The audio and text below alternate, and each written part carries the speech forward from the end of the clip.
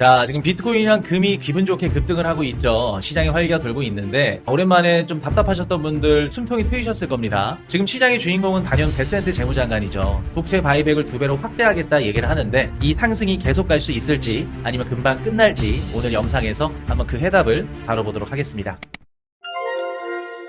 이렇게 보시면은 미국 재무부가 국채 바이백을 2배로 확대한다고 발표를 했죠. 근데 이게 얼마나 이례적인 거냐면 이미 8월 6일 날 재무부에서는 분기국채 발행 계획을 발표를 했어요. 그래서 이번 분기에는 국채를 얼마나 발행하고 바이백을 얼마나 할지 이미 발표를 한 상황에서 2주 뒤에 갑자기 채권 매입 규모를 2배로 확대한다고 깜짝스럽게 발표를 한 겁니다. 그러니까 어느 정도 수준이냐면 연준이 갑자기 긴급회의를 잡아서 깜짝스럽게 금리 인상이나 금리 인하 발표를 한 거나 같은 거예요. 그래서 이런 베센트 재무장관의 행동을 보면 중간선거 전에 장기국채 금리 급등이 얼마나 심각한 상황인지 간접적으로 좀 알 수 있지 않았나 생각이 들어요. 다시 보면 그래서 최대 규모가 20억 달러에서 최소 40억 달러로 2배 가까이 확대가 된다고 얘기를 해놨죠. 그리고 여러분들 신기한 거 볼게요. 11월 4일입니다. 중간선거가 11월 3일이죠. 중간선거 다음 날인 4일까지 한다고 예정이 되어 있어요. 최한매가 2배로 확대된다는 얘기가 나오자마자 미국의 장기채 금리는 뚝 떨어집니다. 그리고 나서 비트코인, 금, 주식, 메모리 모든 자산들이 일제히 상승을 합니다. 근데 여러분들 같은 날 진짜 뉴스는 따로 있었거든요. 이렇게 보시면 미국의 부채가 역사상 처음으로 40조 달러를 넘어섰다. 이런 기사가 나왔어요. 이런 기사가 나오면 어떻게 될까요?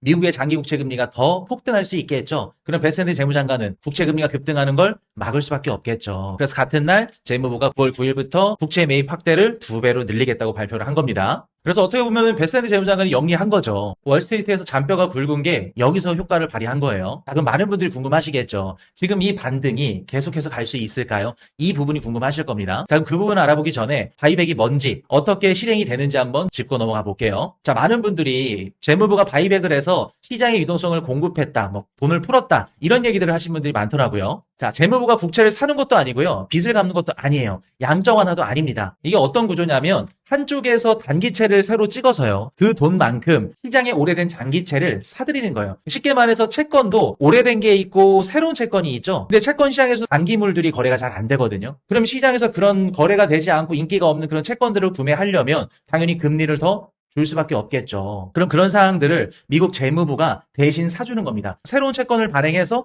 인기가 없고 거래가 되지 않는 장기채를 서로 바꿔주는 거예요. 그래서 재무부가 발행하는 부채의 양, 빚의 총량은 그대로인데 만기만 짧아지는 겁니다. 쉽게 말해서 단기채권 공급량을 줄이는 것만큼 단기채권 공급량을 늘리는 거죠. 그럼 여러분들 왜 시장이 좋아했을까요? 기본적으로 장기국채에는 유동성 프리미엄이 껴있거든요. 방금 말씀드렸듯이 장기국채는 거래가 잘 안 돼요. 팔기 힘든 만큼 거래를 하기 위해서는 금리를 더 얹어줘야 돼요. 근데 그 재무부가 방금 인기가 좋고 새로 발행되는 단기 국채로 그걸 대신 사준다고 얘기를 했죠. 그럼 채권 시장이 그동안 거래가 되지 않았던 이런 장기 채권들 때문에 대간이 막혀 있었는데 이걸 누가 뚫어줬다? 재무부가 뚫어줬던 겁니다. 재무부가 이번에 매입을 해주면서 이런 채권들을 뚫어준 거예요. 그러면서 장기금리가 떨어졌고 그 결과 주식이나 비트코인 같은 이런 위험성 자산이 상승을 하게 된 거죠. 자, 그럼 여러분도 한번 볼게요. 이 재무부의 장기채 매입 프로그램으로 인해서 앞으로 상승장이 계속해서 지속이 될 수 있을까요? 이번 재무부의 바이백은 어디까지나 진통제 역할만 합니다. 근본적인 치료제가 될 수 없다는 거예요. 자, 왜 그런지 한번 1년치로 계산해 보시면 바로 보이는데요. 자, 이번에 재무부가 바이백하는 양은 약 1,500억 달러로 산정이 됩니다. 근데 지금 미국에 있는 AI 기업들이 채권 발행한 금액만 5,700억 달러예요. 그리고 미국 정부의 1년 재정 적자가 약 2조 달러입니다. 그럼 아무리 바이백을 많이 한다고 하더라도 지금 AI 기업들이 채권 발행하는 금액의 4분의 1 수준밖에 안 된다는 거예요. 미국 정부가 발행하는 채권의 약 13분의 1밖에 안 된다는 거죠. 여러분들 그러면 이번 미국 재무부의 국채 바이백 2배 확대가 장기 국채 금리를 내릴 수 있을까요? 근본적으로 내릴 수는 없겠죠. 역부족이라는 거죠. 쉽지 않다는 거예요. 게다가 이것뿐만 아니라 지금 미국과 이란이 서로 치고받고 싸우고 있죠, 아직도. 그럼 유가가 올라가면서 장기 국채 금리를 또 상승시키는 원인이 될 거고요. 그리고 지금 기업들이나 정부가 AI 투자를 계속해서 확대하고 있죠. 그럼 그 돈을 확보하기 위해서는 기업도 회사채를 발행하고요. 미국 정부도 국채를 발행하겠죠. 계속해서 국채를 발행하기 때문에 이번 국채 바이백은 임시 방편일 뿐이라는 겁니다. 사실 저는 이번 재무부의 국채 바이백 확대는 정치적 성향이 좀 크다고 보거든요. 자, 일단 첫 번째, 11월 4일까지 진행이 된다고 얘기를 하죠.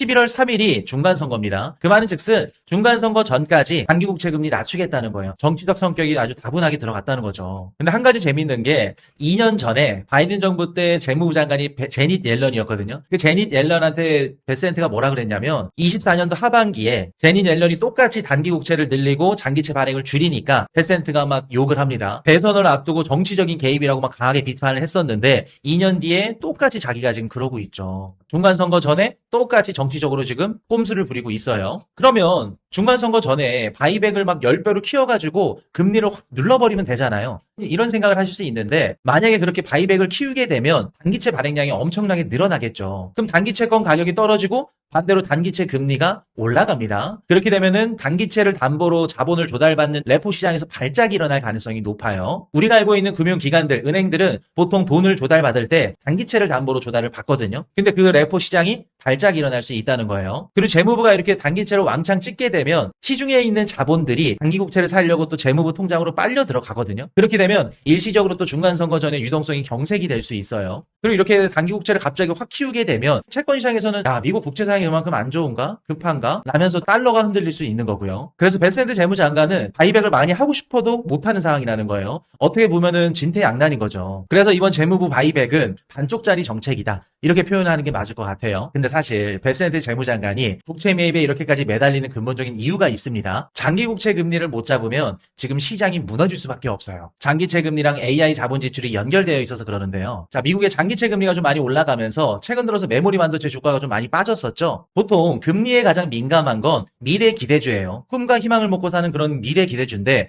메모리 반도체 기업들은 지금 돈을 엄청나게 벌고 있잖아요. 꿈과 희망과는 거리가 먼 기업들이에요. 그런데도 불구하고 이번에 금리가 크게 올랐을 때 메모리 반도체 기업들이 주가가 많이 빠졌어요. 그 말은 즉슨 장기채 금리랑 메모리 반도체 기업들 그리고 더 나아가서 AI 기업들과 너무나도 촘촘하게 연결이 되어 있다는 거예요. 이렇게 피라미드를 보시면 지금 현재 AI 생태계에서 모든 유동성이 돌아가는 이 기준점이 되는 게 미국의 장기 국채 금리거든요. 자, 미국의 장기 국채 금리가 어떻게 기준점이 되냐면 보험사나 연기금이 요구하는 수익률이 미국의 장기 국채 금리 기준으로 설정이 됩니다. AI 데이터 센터 조달 금리 역시 미국의 장기채 금리 기준으로 설정이 됩니다. 그리고 GPU 주문을 누가 하죠? 하이퍼스케일러, 미국의 빅테크 기업들이 합니다. 그럼 그 빅테크 기업들이 돈을 조달받을 때 뭐 어떤 걸 기준점으로 한다? 미국 장기 국채 금리 기준점으로 하는 거예요. 그럼 결국에는 메모리 반도체 기업들이 지금 돈을 잘 벌더라도 그 메모리 반도체를 사줘야 하는 빅테크 기업들이 자본을 조달받을 때 미국 장기 국채 금리의 영향을 받기 때문에 결국에는 모든 AI 생태계가 지금 미국 장기 국채 금리에 연동이 되어 있다는 거예요. 그럼 이번에 미국의 장기 국채 금리가 계속해서 올라가고 흔들리면 미국 증시도 중간선거 전에 무너질 수 있었다는 거죠. 그럼 베센트 재무장관이 긴급하게 소방수 역할을 할 수밖에 없었던 거고요. 그래서 지금 베센트 재무장관은 이번 국채 바이백 확대가 임시방편, 진통제인 걸 알고 있어요. 그래서 중간선거 전까지 계속해서 진통제를 놓고 버티려고 하는 거죠. 근데 진통제만으로는 장기적으로 버틸 수가 없어요. 한계가 있죠. 중간선거까지 한 3개월 정도 이 남은 기간 진통제로 버틸 수는 있겠지만 그 이후부터는 쉽지 않다는 거예요. 그러면 단기적으로 끌고 가기 위해서는 뭐 치료까지는 아니어도 단기적으로 연명할 수 있는 치료제 역할을 할 수 있는 기관은 누구일까요? 결국엔 연준이 나설 수밖에 없는 겁니다. 자, 그럼 연준이 시장을 부양시켜 줄 수 있는 어떤 카드들이 있는지 한번 알아볼게요. 첫 번째는 오퍼레이션 트위스트라고 하는데요. 연준이 보유하고 있는 단기 국채를 팔고요. 그 돈으로 장기 국채를 사는 거예요. 장기 채권을 매입해줘서 장기 금리를 낮춰주는 정책이죠. 이렇게 되면 대차대조표 크기는 그대로입니다. 단기채를 파는 것만큼 장기 채권을 사는 거니까 2011년도에 실제로 시행을 했었거든요. 근데 만약에 이게 지금 시행이 된다고 하면 단기 채권 쪽에서 문제가 생길 수 있어요. 단기 채권 가격이 떨어지면서 단기채 금리가 오를 수 있겠죠. 그러면 연준이 금리 인상을 쉽게 할 수 없는 상태가 또 되는 거고요. 단기 금리가 이렇게 오른다는 건 연준이 금리 인상하기에 부담스러울 수 있다는 거죠. 그래서 이 방법보다 더 부드러운 방법이 있거든요. 단기 채권을 팔지 않고 대차대조표에 보유하고 있는 국채 만기가 돌아올 때 그 돈을 다시 장기채로 재투자하는 거예요. 그러면 시장에 뭐 파는 충격 없이 만기를 늘려서 장기 금리를 누릴 수 있겠죠. 이거를 우리가 조용한 트위스트라고 합니다. 그래서 단기 채권과 장기 채권을 조절하면서 누르고 싶은 금리를 눌러주는 이러한 오퍼레이션 트위스트 정책이 있고요. 그리고 여기서 뭐 극단적으로 간다. 뭐 인플레이션 상관없이 팬데믹 때처럼 시장에 돈을 풀겠다. 그러면 그냥 아예 팔지 않고 장기 채권만 그냥 계속 사는 겁니다. 이거는 우리가 알고 있는 QE 정책이죠. 그래서 시장의 유동성은 풀 수 있지만 현실적으로 지금 상태에서는 가능성이 매우 낮죠. 자, 그리고 두 번째가 YCC, 일드 커브 컨트롤이라고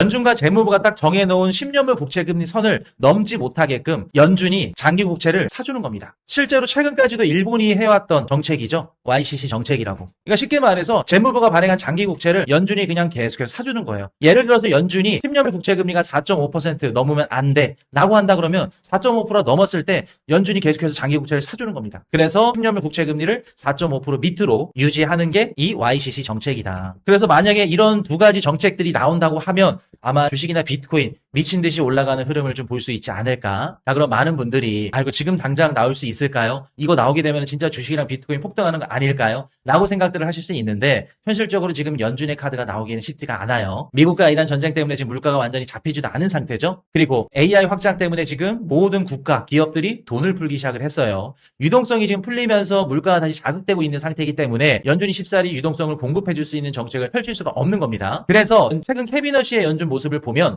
연준에서 좀 개입을 덜 하고요. 그 대신 재무부가 시장에 조금 더 개입을 많이 하는 그런 모습들이 지금 보여주고 있는 거죠. 근데 결국 우리 채널 영상들을 보시면 아시겠지만 캐비너시 연준의장도 베센트 재무장관이랑 같은 배에 탔기 때문에 지금은 매파적으로 보일지언정 시간이 지나면 지날수록 재무부와 연준이 같은 방향을 바라보고 정책을 펼칠 가능성이 높다고 봐요. 그래서 아마도 연준의 개입이 축소되는 것만큼 재무부의 개입이 확대되고 그리고 금리나 통화정책에도 관여를 하는 그런 모습을 보시게 될 겁니다. 그래서 개인적으로 뭐 주식이나 비트코인이 폭등할 수 있는 그 시점은 캐비너시 체제가 결국에 재무부를 좀 받쳐주는 그 그림이 그려질 때 그때가 진짜 전환점이지 않을까 생각을 합니다. 자, 그래서 오늘 영상을 좀 정리를 해보자면 이번에 재무부의 국채 발행 계획 확대가 주식이나 비트코인, 금 같은 이런 자산시장의 상승을 일으켰지만 이것만으로 상승이 지속되기는 힘들다는 겁니다. 길어봤자 11월 3일 중간선거 전까지 선거용으로 시간 벌기에 불과하다는 거예요. 만약에 이게 장기적 상승으로 이어지려면 연준이 개입을 해야만 합니다. 하지만 연준은 지금 개입하기가 쉽지 않은 상황인 거죠. 그렇기 때문에 당장 지금 8월 27일부터 29일까지 캐비너시 중심으로 잭솔 미팅이 열리죠. 거기서 캐비너시 연준의장이 어떤 뉘앙스로 이야기를 하는지 그리고 9월달 FOMC를 보면서 연준이 재무부를 도와주는지